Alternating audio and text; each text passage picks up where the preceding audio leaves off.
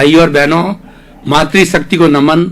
Channel 24+ news के खास विशेष चित्त को समाधि देने वाला, चित्त में प्रसन्नता पैदा करने वाला, शरीर के रोम रोम में आनंद भरने वाला और भीतर और बाहर के दोनों ही संसार का सामंजस्य करने वाला, लौकिक जगत और पारलौकिक जगत की बातें करने वाला, सामंजस्य बिठाने वाला और सहनशीलता बढ़ाने वाला पुनरुत्थान कार्यक्रम में आपका हार्दिक स्वागत है, अभिनंदन है, सत्कार है। पुनरुत्थान एक ऐसा कार्यक्रम है जिसमें हम प्रतिदिन नए नए विषयों के साथ में प्रवेश होते हैं और हर विषय गहराई लिए होता है, हर विषय शोध परख होता है, हर विषय के अंदर कुछ न कुछ इंसान को बदलने की क्षमता है, पोटेंशियलिटी है और उसमें योग्यता है। इसी क्रम में आज का हमारा विषय है, बहुत बड़ा चरित्र से जुड़ा हुआ विषय है।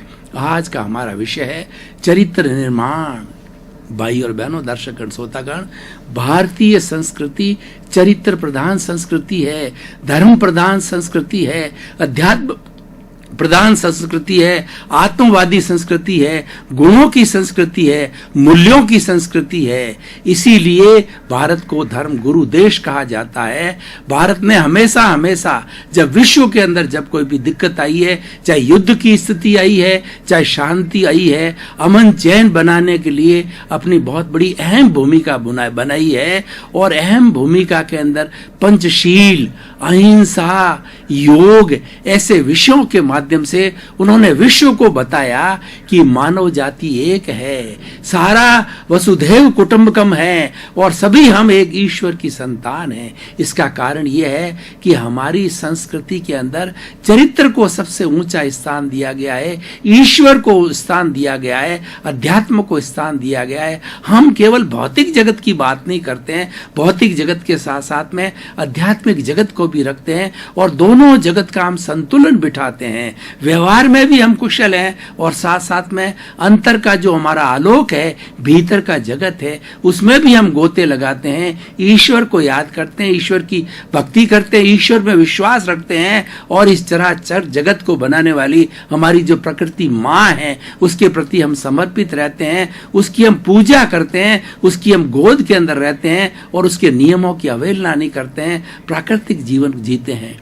भाई और बहनों, दर्शकगण, श्रोतागण, एक कहावत है, if wealth is lost nothing is lost, if health is lost something is lost and if the character is lost everything is lost. Character को सबसे ऊंचा स्थान दिया गया है कि चरित्र के अंदर कोई दाग है, वह व्यक्ति पूजनीय नहीं है, अनुकरणीय नहीं है, उस व्यक्ति की निंदा की जाती है, उस व्यक्ति को समाज में कोई स्थान नहीं मिलता है और सबसे ऊंचा स्थान चरित्र को दिया जाता है। हमारे पुराने इतिहास को उठा करके देखें, हम महाभारत और रामायण को उठा करके देखें और बस वहाँ पर जो वशिष्ठ जैसे जो है गुरु हुआ करते थे राम के और दशरथ के, तो वो गुरु जो है उनका स्थान जो है राजा से ऊपर रहता था, क्योंकि वो सन्यासी थे, उनका चरित्र सबसे ऊंचा होता था, वे परमात्मा के रूप होते थे, वह कंचन कामिनी के त्यागी होते थे, इसीलिए उनकी हर बात की तवज्जो दी जाती थी। और कोई भी ऐसा महनीय विषय होता था जिसके ऊपर की क्रिटिकल ऑब्जर्वेशन करनी होती थी, उसमें गुरु की आज्ञा ली जाती थी, उसमें गुरु का परामर्श लिया जाता था, गुरु का आशीर्वाद लिया जाता था और गुरु की आज्ञा को शिरोधार्य किया जाता था। क्यों? कि वो चरित्रवान व्यक्ति थे। आज हम चुनाव की पद्धति को देखें कि भारत जो है एक सबसे बड़ा लोकतंत्र है विश्व का, विश्व की 20% की आबादी हम खुद है, यानी विश्व का हर 5वां व्यक्ति वो भारतीय है। उतने बड़े लोकतंत्र के अंदर जो हमारे सीटों का चयन किया जाता है, जो टिकट दिया जाता है, चरित्रवान व्यक्ति को दिया जाता है और समाज के अंदर किसी व्यक्ति को आगे लाया जाता है, किसी का सम्मान किया जाता है। उसके अंदर सरकार सबसे पहले ये देखती है ये व्यक्ति चरित्र हनन वाला तो नहीं है, चरित्रहीन तो नहीं है, इस पर कोई अपराध के केस तो नहीं है और इसके अंदर किसी तरह का दाग तो नहीं है, इसकी छवि अस्वच्छ तो नहीं है, स्वच्छ छवि वाले को स्थान दिया जाता है। कहीं भी बात करें, देखिए हम स्कूल के अंदर जब पढ़ते थे हमें करेक्टर सर्टिफिकेट दिया जाता था, बिना करेक्टर सर्टिफिकेट के आगे एडमिशन कॉलेज में नहीं होता था। आज भी यह प्रथा है कि व्यक्ति ने ज्ञान तो बहुत कर लिया, ज्ञानी होना बड़ी बात नहीं है, परंतु ज्ञानी से आगे जाकर के जो विद्वान होना बड़ी बात नहीं है, लेकिन ज्ञानी होना बड़ी बात होती है। विद्वान तो पढ़ करके कोई भी व्यक्ति हो सकता है, लेकिन ज्ञानी पुरुष वह होता है जो चरित्रवान होता है। ज्ञानी पुरुष होता है, पंडित होता है, वह कभी चरित्र का हनन नहीं करता, वो चरित्र पर दाग नहीं लगाता, अपनी चादर को हमेशा उज्जवल रखता है, हर वक्त चिंतन करता है कि मेरी इस चादर की भी सफेद चादर के ऊपर किसी का दाग न लगे, चरित्रहीनता का दाग न लगे। आज हम देखें तो हम जो सिनेरियो को देखें तो आज हमारे सबसे धार्मिक कहे जाने बड़े बड़े बाबा लोग जो कि करोड़पति है, अरबपति है, और कई तो बाबा लोग कंचन कामिनी भी रखते हैं और करोड़ों की उनकी जायदाद है, उनके बड़ा बैंक बैलेंस है, वो मठाधीश है, और वह चरित्र हनन का, रेप का वगैरह ऐसे घृणित कार्य करते हैं। तो घृणित कार्य करने के बाद के अंदर वो समाज की नज़र से गिर जाते हैं और उनको जेल के सलीकों के पीछे रहना पड़ता है। ऐसे बहुत से बाबा है, किन किसी का नाम नहीं लेना चाहता, जो कि आज की वो जेल के अंदर सड़ रहे हैं क्योंकि उन्होंने चरित्रहीनता का कार्य किया। इसलिए जो व्यक्ति उच्च पद पर जाता है, उच्च बनता है और जिसको सम्मानीय बनता है, उसको हमेशा ध्यान रखना चाहिए कि मेरे कैरेक्टर पे, मेरे चरित्र पे कोई तरह का दाग न लगे। अब देखते हैं चरित्रहीनता किस प्रकार होती है, कितने तरीके होती है। एक तो चरित्रहीनता होती है कि किसी भी नर का मादा से जो है अनर्गल व्यवहार होना।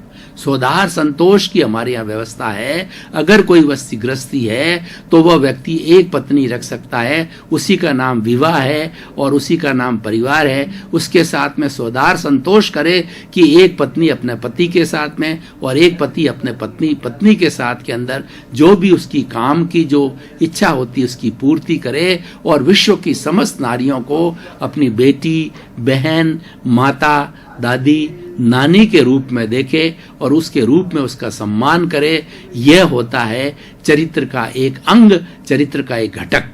दूसरा चरित्र का जो मुख्य अंग है, ईमानदारी।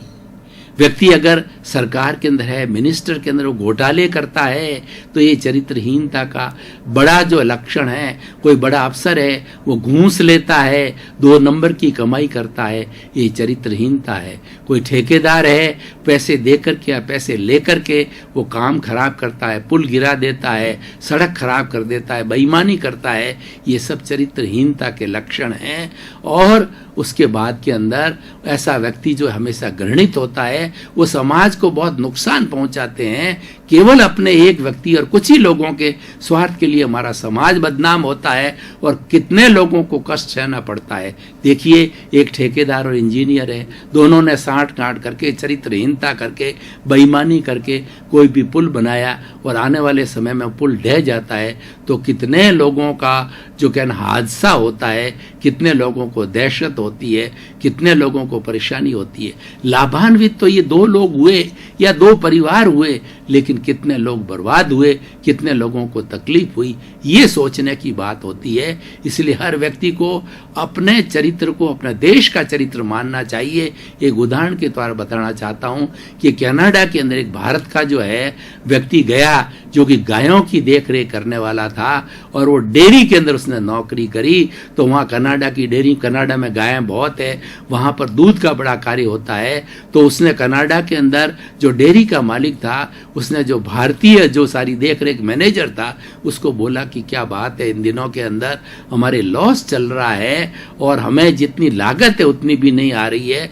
तो भारतीय ने क्या कहा कि आप थोड़ा दूध में पानी मिला लीजिए।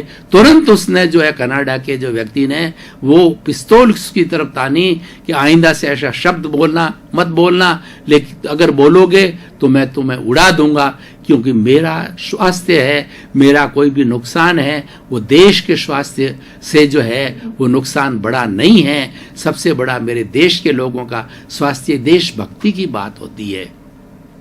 जो चरित्रवान व्यक्ति होते हैं वो देशभक्ति करते हैं, वो समाज के सच्चे सेवक होते हैं और सही अर्थों के अंदर वो लोग पूजनीय होते हैं। ये बात अवश्य है कि व्यक्ति को जो है वो सच्चा काम करने में, जो कोई सत्यवादी व्यक्ति है उसको बहुत कष्ट सहने पड़ते हैं। कई अभी हम देखिए कि आज विश्व के अंदर, आज हिंदुस्तान के अंदर सत्यवादिता के नाम पर राजा हरिश्चंद्र का नाम लिया जाता है। तो हरिश्चंद्र का परीक्षा लेने के लिए परशुराम जी ने उनकी परीक्षा लेनी चाहिए।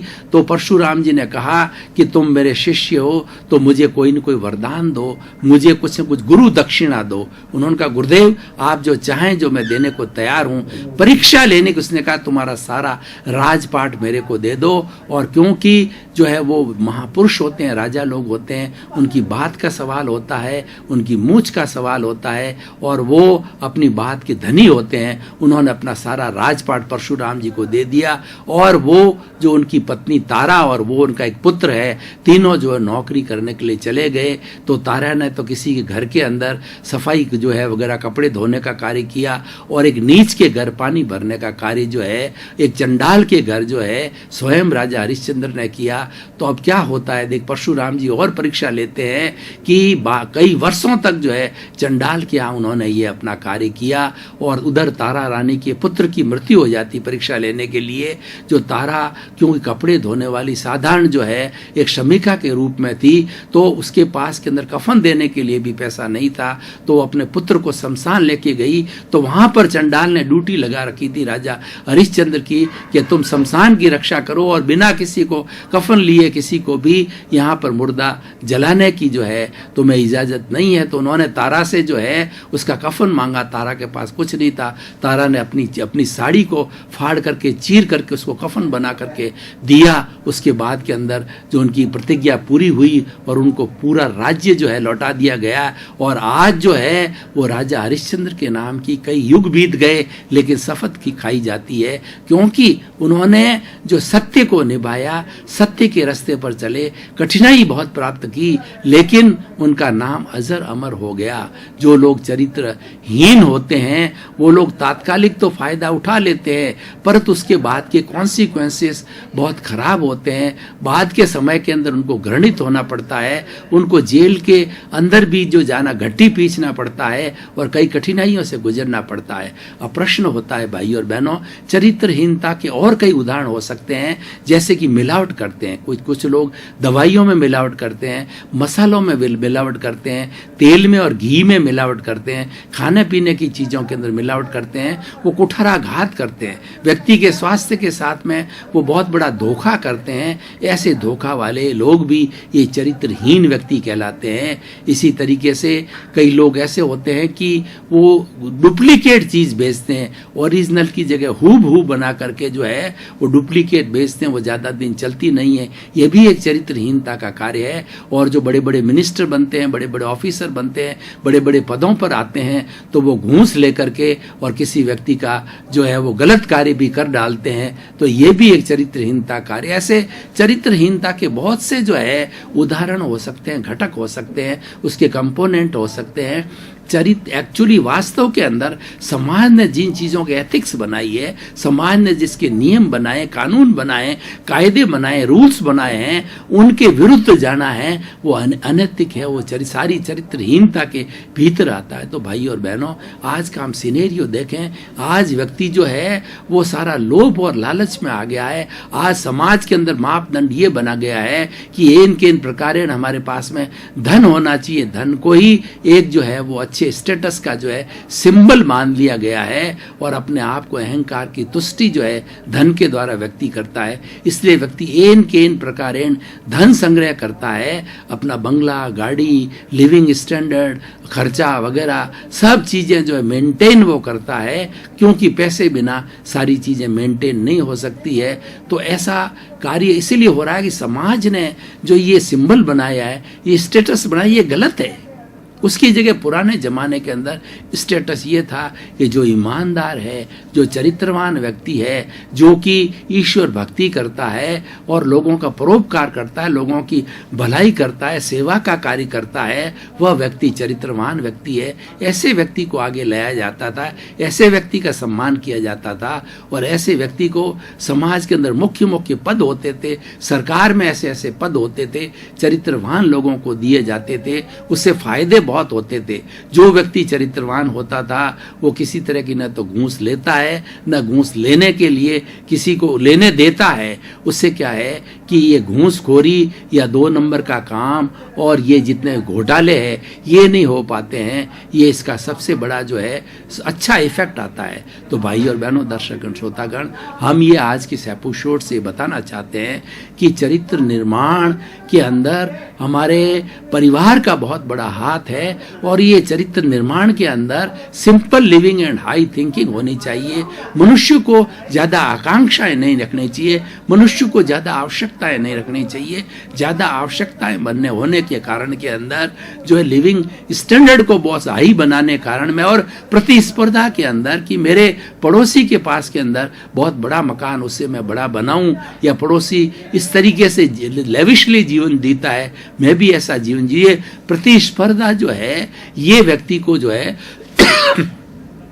चरित्रहीनता के बेईमानी के कार्य करने के लिए बाध्य करता है। तो व्यक्ति को जो अगर अच्छा बनना है तो अपनी simple living and high thinking की थ्योरी रखनी चाहिए और व्यक्ति को अपने शरीर से श्रम करना चाहिए, ज़्यादा से ज़्यादा श्रमशील बनना चाहिए। आवश्यकताएं बहुत कम से कम रखनी चाहिए। हमारी मूलभूत आवश्यकता है रोटी, कपड़ा, मकान, शिक्षा, चिकित्सा है, उसकी हमें व्यवस्था, उसी की तरफ ध्यान देना चाहिए और उसी की पूर्ति के बाद के अंदर जो है हमें संतुष्टि कर लेनी चाहिए। और हमारा परिवार है, चाहे 2 बच्चे हैं या 3 बच्चे हैं, उन बच्चों को ऐसे संस्कार दिए जाना चाहिए कि जो हमारा जो अर्निंग है, हमारी जो कुल मिला के जो आजीविका है, उसके भीतर भीतर कार्य चलाना है। उसके अंदर एक पति के साथ में पत्नी का बहुत बड़ा योगदान होना चाहिए। उसके ध्यान में होना चाहिए कि मेरा पति महीने के 10,000 कमाता है तो 7,000 में 8,000 में घर का खर्च चलाए, सब मिला करके शिक्षा समेत,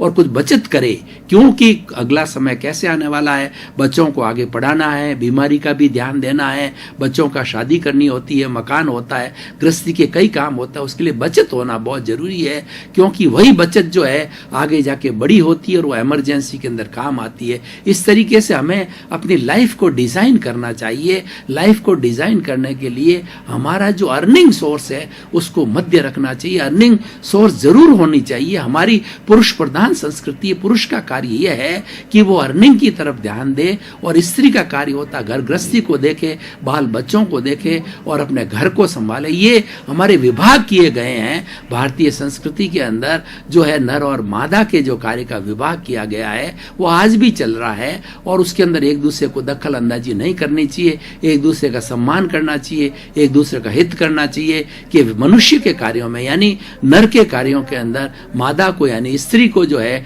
डिस्टर्बेंस नहीं करनी चाहिए और उसी तरीके से पुरुष को भी स्त्री के या पत्नी के कार्यों में डिस्टर्बेंस नहीं करनी चाहिए। इससे गृहस्थी की गाड़ी अच्छी चलती है, उसका सम्मान अच्छा होता है और दोनों के सामंजस्य, गृहस्थी अच्छी होती है और इसके अंदर कुल मिला के व्यक्ति चरित्रवान हो जाता है।